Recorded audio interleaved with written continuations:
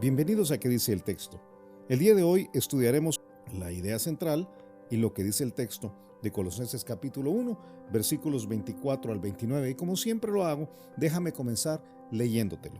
Dice desde el versículo 24: Ahora me gozo en lo que padezco por vosotros y cumplo en mi carne lo que falta de las aflicciones de Cristo por su cuerpo, que es la iglesia, de la cual fui hecho ministro, según la administración de Dios que me fue dada para con vosotros, para que anuncie cumplidamente la palabra de Dios, el misterio que había estado oculto desde los siglos y edades, pero que ahora ha sido manifestado a sus santos, a quienes Dios quiso dar a conocer las riquezas de la gloria de este misterio entre los gentiles, que es Cristo en vosotros, la esperanza de gloria, a quien anunciamos, amonestando a todo hombre y enseñando a todo hombre en toda sabiduría, a fin de presentar perfecto en Cristo Jesús a todo hombre, para lo cual también trabajo, luchando según la potencia de Él, la cual actúa poderosamente en mí. Pablo habla en primera persona. Esto es, a diferencia de lo que hemos estudiado hasta este momento, es todo un trozo que habla de su sentimiento. Parece ser que Timoteo va a quedar de lado y ahora es el momento en el cual Pablo empieza a expresar lo que él siente y lo que él quiere compartir. Y dice antes que nada, que ahora yo quiero recordarte lo que ha pasado hasta este momento. Si tú revisas el contexto, es que ha hablado de quién es Jesús. ¿Quién es Jesús? Lo aprendimos la semana pasada. Y ahora dice, ahora que entiendo esto y teniendo esto en consideración, yo me gozo. La palabra para gozo es la palabra charis, que básicamente habla de estar feliz o sencillamente estar bien. Yo estoy bien, dice Pablo. Estoy bien respecto de algo. Ahora, la cosa curiosa en este caso es que él está feliz por una palabra que nosotros regularmente no asociaríamos con felicidad. La palabra para padecer aquí es la palabra patema, que viene de la expresión patos, derivado de patos, ¿verdad? Patos es, si tú te acuerdas, patos, tus clases básicas de griego, patos quiere decir pasión. Y habla de todos los sentimientos que nosotros tenemos. Pero en este caso, habla de sufrimiento y de dolor. Pablo dice, yo me gozo, estoy contento porque estoy sufriendo. Qué cosa más complicada, ¿verdad? Porque este sufrimiento y dolor además habla de algo físico y emocional. No sé cuántos de nosotros diríamos lo mismo. Yo me alegro en lo que estoy sufriendo por todos ustedes. Esta es clave. Hay una razón por la cual yo estoy haciendo. Dice, lo que hago yo al hacerlo aquí es cumplo, o aquí vamos a tener estas palabras interesantes. Cumplir quiere decir literalmente aquí suplementar o completar. Es el término griego derivado de otro que vamos a ver a menudo en esta carta, que es atanapleró. Es una sola palabra, lo voy a poner aquí como derivado. Y esto hemos aprendido antes, estar atiborrado, ¿te acuerdas? Pero ese yo estoy haciendo que todo se complete. Es un verbo, dicen los estudiosos de los griegos, que en el griego secular se usaba para describir a un grupo de soldados que llenaban una fila y el segundo grupo que formaba otra línea. O sea, un grupo de soldados se alineaban aquí y había otro que venía atrás a protegerlos, a hacer su parte, es lo que diríamos nosotros. Ok, dice Pablo, yo me gozo porque estoy sufriendo y al sufrir estoy haciendo mi parte o estoy complementando en mi carne, y ahora la carne está hablando de la parte física, ¿verdad? La parte sarx. No está hablando de su carne, de sus deseos carnales, sino que literalmente en su pellejo, diríamos nosotros, de su cuerpo físico. Dice, cumplo en mi carne lo que falta de las aflicciones de Cristo por su cuerpo, que es la iglesia. Ahora, déjame hacer un alto aquí, porque cuando estamos estudiando el texto, es casi tan importante entender lo que el texto dice como entender lo que el texto no dice. Entonces déjame borrar acá para que podamos ponernos de acuerdo. El texto no dice que las aflicciones de Cristo sean por la redención del cuerpo o la salvación. no dice, eso es lo que no dice. No dice que lo que Jesús hizo no fue suficiente. No dice, fíjate, esto no dice.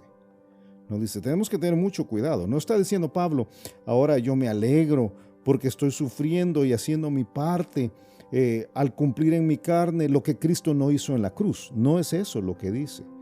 La palabra para falta aquí es una palabra interesante, es la palabra austerema. Y austerema habla de algo que es carente, podríamos decir así. Hay un déficit. Hay algo que no se ha cumplido todavía. Y Pablo está diciendo básicamente, hey, hay algo que no se ha cumplido y ese algo que no se ha cumplido son algunas aflicciones. La palabra para aflicciones la hemos estudiado antes, es la palabra tlipsis. Fíjate, y en el Nuevo Testamento es usado para una gran cantidad de cosas, para la angustia del parto, para la persecución, para el encarcelamiento, para la pobreza, para el hambre, pero nunca para la obra redentora.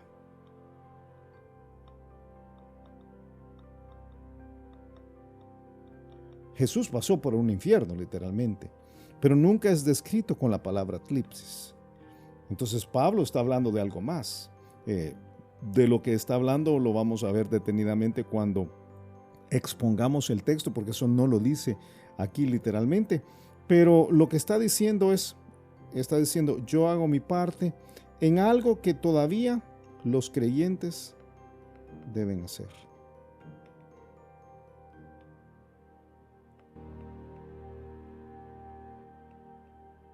Por la iglesia. ¿Sabes tú que una de las cosas importantísimas que tenemos que entender es que servir tiene un costo? Aquí hay un costo. Es una de las cosas que la Biblia dice por todos lados. Servir tiene un costo. Y el costo se puede pagar con gozo. O sea, tú puedes, al estar haciendo ministerio por la iglesia, puedes hacerlo con gozo. O honestamente, puedes hacerlo con amargura. Gozo o amargura. Muchos creyentes que sirven con amargura. Pablo está diciendo, yo estoy contento, yo estoy satisfecho, que estoy haciendo mi parte, estoy alineándome de la forma correcta cuando sufro, cuando pago el costo del servicio por su cuerpo, por el cuerpo de Cristo, que es la iglesia. Y dice Pablo, y la razón por la cual yo lo hago es porque yo fui hecho ministro. La palabra para ministro es la palabra diáconos. Es la misma palabra que nosotros usamos el día de hoy para describir a algunos hermanos en la iglesia que son servidores. Pero la palabra básicamente quiere decir un siervo. Un siervo. Un siervo especial quizás, pero es un siervo. Era un siervo que cuando se estaba en una casa, el dueño de la casa, por medio de la administración que el dueño de la casa entregaba a algunos de sus siervos, ellos tenían que hacer lo mejor posible para que el resto de personas en las casas salieran bien. Ok, Pablo dice, yo soy el diácono, el mayordomo, diríamos nosotros, según la administración, que este es un término interesante, especialmente si tú has estudiado economía o administración, sabes este término. Oikonomía viene de dos palabras. Oikos, que quiere decir casa, esta es casa, y nemes, ¿verdad? O nemein,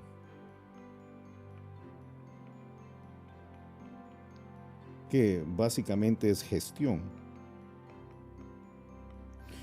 Pablo dice, a mí el dueño de esta familia, el dueño de la casa, Dios, me ha hecho a mí el servidor para que yo pueda a todos los de las casas, toda la casa, gestionar lo mejor para ellos. Dice, esta gestión, este encargo me fue dada para con los de Colosas. ¿Y cuál era el encargo? El encargo era que anunciara cumplidamente la palabra de Dios. Tú sabes que estas dos palabras aquí, anunciar cumplidamente, es en realidad un solo término. Es el término, otra vez, un término que te he dicho que aparece en muchas ocasiones en el libro de Colosenses, es el término pleró. Te lo he dicho en un montón de ocasiones yo. Es saturar, es atiborrar, es completar. Entonces lo que está diciendo es, Dios, el dueño de la casa, me encargó a mí que yo gestionara para el bien de todos un encargo. Y ese encargo es que yo les rellenara de la palabra de Dios. Pero el versículo siguiente habla de el tipo de ministerio que es, dice, el tipo de, el contenido de la palabra de Dios. Y dice que es un misterio. La palabra para misterio se parece mucho en griego. Es la palabra mysterion. Y viene del término que nosotros quisiéramos usar a veces aquí, ¿verdad? Es mantener la boca cerrada.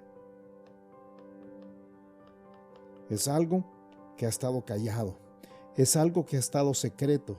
Se ha mantenido oculto. Es un silencio impuesto. Es algo de lo cual no se hablaba. El misterio que Pablo daba a los de Colosas en particular va a ser muy interesante para nosotros. Dice, ha sido manifestado a sus santos. No tenemos el tiempo y realmente este no es un estudio de los misterios en sí, sino que es un análisis del texto. Pero solamente para tu beneficio, déjame recordarte que hay por lo menos 7 misterios de los cuales el Nuevo Testamento nos habla. Eran realidades que estuvieron ocultas durante todo el Antiguo Testamento y no podían ser razonadas por medio de los procesos de lógica humana. Tenían que ser revelados, tenían que ser manifestados por medio del Espíritu Santo. Y los 7 misterios tienen que ver con el misterio de la piedad, con el misterio de Cristo en nosotros, de nosotros en Cristo, con el misterio de la iglesia, el misterio del arrebatamiento, del endurecimiento de Israel, el misterio de iniquidad, el misterio de Babilonia la Grande, 7 en total, y no tenemos el tiempo para desarrollarlos y realmente no es nuestro objetivo en este estudio. Pero solo que sepas que Pablo entendía que él iba a revelar algo que para ellos era completamente nuevo y de una manera increíblemente fascinante. Los santos, los creyentes, tenemos la bendición de poder ser administradores de los misterios, dice el mismo Pablo. Y dice Pablo que a estos santos, a los de Colosas y a ti y a mí, Dios ha querido que nosotros conozcamos las riquezas de la gloria de este misterio. Aquí está la palabra otra vez. Este misterio entre los gentiles. ¿Cuál es esa? Que esa frase en sí es increíble, ¿verdad? Dios ha revelado a su pueblo elegido un plan tan grande y maravilloso para todas las naciones, está diciendo, que es increíble. Y este misterio es que es Cristo en vosotros, la esperanza de gloria. ¡Wow! Qué tremendo. Para ti, para mí, que probablemente hemos crecido en un ambiente cristiano, esto podría sonar como algo lógico, pero yo quiero recordarte que Cristo ha sido descrito en el contexto como el Dios creador, el que sostiene todo, que tiene la autoridad. Es Dios. Y Dios está, en este caso, en nosotros. No es por nosotros, no es con nosotros, es en nosotros. Y el griego dice literalmente en nosotros. Ese es el misterio. Nadie pudo entender antes. Nadie hubiera podido, si no fuera por la revelación directa en la cual Dios daba a conocer que el Dios creador, el Dios que sostiene todos los átomos del universo, el que tiene toda la autoridad, podía vivir en nosotros y darnos, por eso, la esperanza de gloria. La palabra para esperanza, otra de estas palabras que van a ser comunes en el libro de Colosenses, es la expectativa. ¿Te acuerdas? Lo aprendimos. Expectativa de algo que uno espera.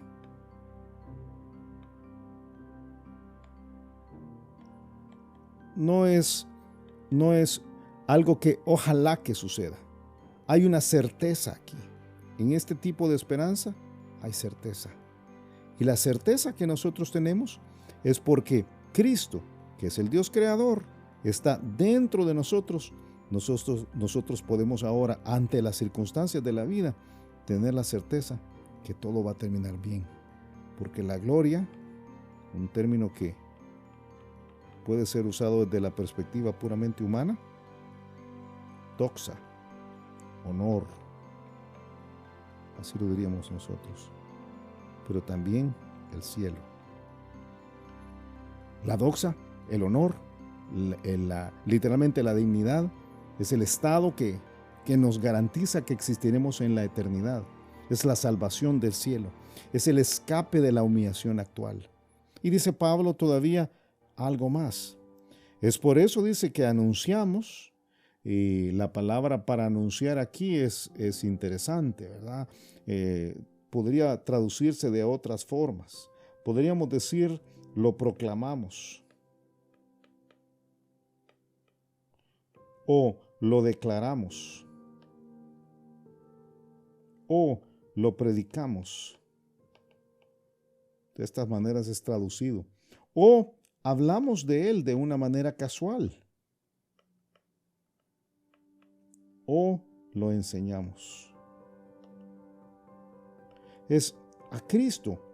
Nosotros lo proclamamos, lo declaramos, lo predicamos, hablamos de él, lo enseñamos de dos formas. Una de estas formas es negativa.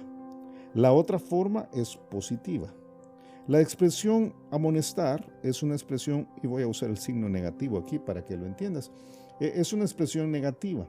Es el término noutete. Si has llevado clases en nuestro seminario, probablemente reconoces esta palabra. Noutete es la apelación mental, la confrontación a nivel de pensamientos y de razones. Y simplemente implica un consejo en el cual la persona que aconseja confronta al otro con la verdad, trae la luz del pecado. El noutete pone luz sobre lo que es malo, luz sobre el pecado. ¿Sabes qué es? Para que lo entendamos, es una forma de decir, vas mal, por ahí vas mal. Es una forma de decir. Dice, nosotros anunciamos a Cristo, al Dios creador de todo, lo proclamamos, lo declaramos, lo predicamos, hablamos de él, lo enseñamos y lo hacemos señalando a la gente cuando la gente va mal. Esta es la parte negativa. A todo hombre, no importa quién sea. Esta palabra es importante, recuerda en el libro de Colosenses. No importa quién es a la persona con la que tratas, si vas a abrir la palabra de Dios, tienes que señalar lo que está mal, todo hombre. Pero dice que también a todo hombre tienes que mostrarle la vía correcta. Este es el término didascos. Y didascos es nuestra palabra para enseñar. De ahí viene la palabra didáctica, ¿te acuerdas?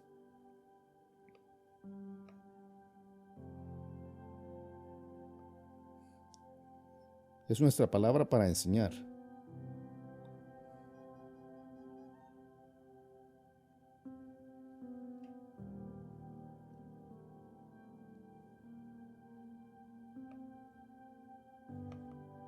De ahí viene la palabra didáctica, ¿te acuerdas? Dice, vas a enseñar a todo hombre en toda sabiduría. La palabra de Dios otra vez. Si esto es por aquí vas mal, esto es así se hacen las cosas.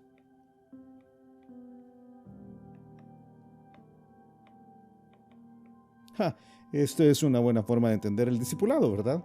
Nosotros proclamamos, declaramos, predicamos, hablamos de Jesús, enseñamos de él, diciéndole a la gente el área por el cual va mal, sin importar quién sea, y luego diciéndole a la gente, así se hacen las cosas, a todas las personas sin importar quién sea, usando toda la sabiduría que está en la palabra de Dios. Y todo esto tiene un propósito, hay un propósito. Y el propósito no es religioso, fíjate, el propósito es bueno que entiendas, el propósito de Pablo y de Dios nunca es religioso. El propósito es la transformación de vidas, dice, es para presentar perfecto en Cristo Jesús a todo hombre.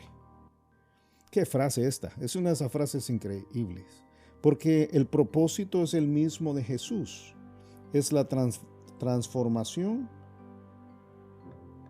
completa de todos. ¿Por qué llevas a tu hijo a la iglesia? ¿Por qué lo quieres que conozca a Jesús? No para que se haga religioso. Tú quieres que tu hijo llegue algún día a ser una persona madura. La palabra para perfecto habla de madurez. Que llegue a ser pleno, que tenga todo lo que necesita.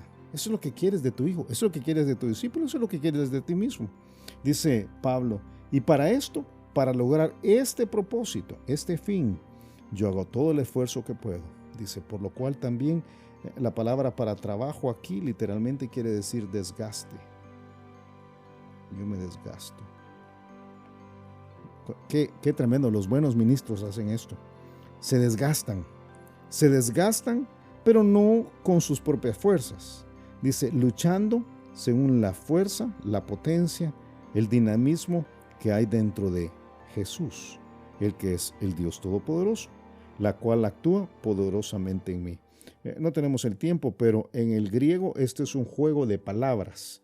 Literalmente Pablo está diciendo, peleo de manera agónica, eso es lo que dice, peleo de manera agónica, según el dinamismo de Jesús, el cual agónicamente pelea dentro de mí para que yo pueda usar su fuerza al máximo. Es un juego de palabras. Ok, ¿qué aprendemos de todo esto? ¿Qué es la línea completa de todo esto? Vamos desde el principio. Pablo dice, ahora que entiendo todo, me alegro.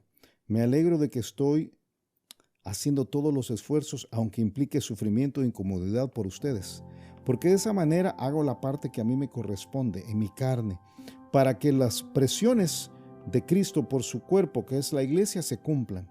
Porque yo fui hecho el diácono, el administrador, el gerente pudieras usar tú, el ministro, según la gestión que Dios quiere, el padre de esta familia quiere que se cumpla a favor de todos los que están en la casa. Entonces yo he sido puesto para servirlos. Y la forma es para que yo, una sola palabra, les llene a todos ustedes de la palabra de Dios. Especialmente del misterio, algo que antes era imposible que ustedes entendieran porque estaba oculto. Las bocas habían estado calladas por las generaciones, desde los siglos y edades. Pero, la palabra esta, ¿verdad? Ha sido ahora revelado, ha sido manifestado a los que son creyentes. Porque Dios a ellos les quiso dar a conocer algo especial, las riquezas de la gloria de este misterio para todas las naciones. Y este misterio es que el Dios Todopoderoso, Cristo, el Creador, el que sostiene todo, está dentro de ellos, está en vosotros. Y dice, esto es lo que nos da la certeza que en algún momento vamos a recibir la honra en el cielo. Qué tremendo esto, porque si tú estás pasando por un momento difícil, no importa cómo sea, el asunto va a terminar bien. Y dice Pablo, dice, por eso nosotros hablamos de Jesús, explicamos de Jesús, predicamos a Jesús y lo hacemos de dos formas. Primero, de una manera en la cual tenemos que confrontar a las personas, enseñándoles por dónde van mal, amonestando a todo hombre. Nadie llega a Jesús realmente si no entiende lo mal que va en su vida. Y luego enseñando la forma positiva, mostrándoles cómo se deben hacer las cosas. Y dice, lo hacemos con todos, sin importar si es rico, si es pobre, si es viejo. Lo hacemos con todo hombre, en todo lo que la Biblia da, la sabiduría. Y el propósito de todo esto no es religión. El propósito es que todos los hombres lleguen a ser maduros, plenos, se lleguen a tener todo lo que Dios tenía para ellos en Cristo Jesús. Por eso, dice Pablo, yo me desgasto. Me desgasto, pero no lo hago según mi propia fuerza, sino por la fuerza que Dios ha puesto en mí. Qué tremendo esto. ¿Cuál es la idea central? Yo te propongo que Colosenses, capítulo 1, versículos 24 al 29, nos dicen que Pablo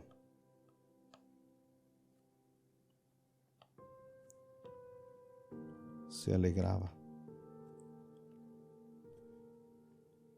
al poder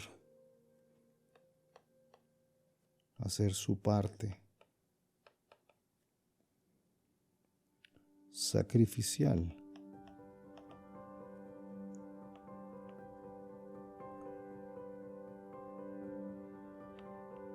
para la iglesia, habiendo sido nombrado por Dios como servidor para beneficiar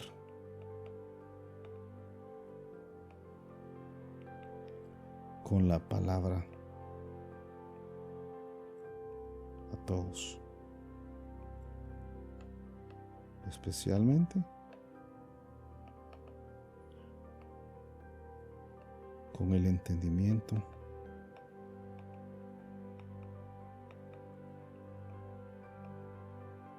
de que Dios nos habita por medio de Jesús.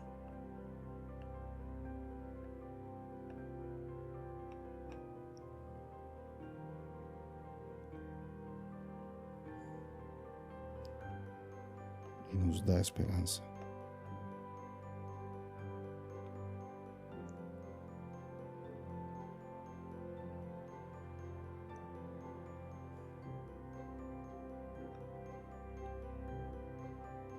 Enseñando y amonestando para que todos los creyentes